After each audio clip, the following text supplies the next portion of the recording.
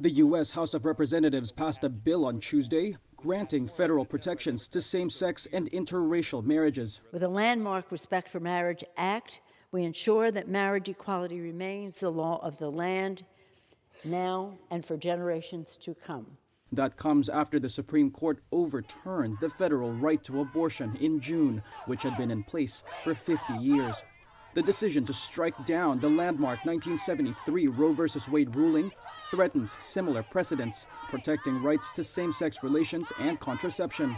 That's after Justice Clarence Thomas questioned other past rulings that he said used the same legal arguments as Roe. House Speaker Nancy Pelosi called out Thomas, as well as congressional Republicans who supported him. Make no mistake, while his legal reasoning is twisted and unsound, it is crucial that we take Justice Thomas and the extremist movement behind him at their word. This is what they intend to do. While Republican Congressman Jim Jordan decried the new bill as a Democrat scare tactic. This bill is simply the latest installment of the Democrats' campaign to delegitimize and attempt to intimidate the United States Supreme Court. Tuesday's bill prohibits denying a marriage's validity based on race or sex.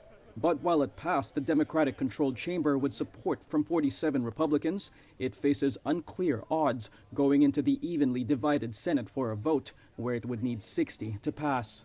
And if the Supreme Court does overturn its prior ruling, states could still restrict gay marriage.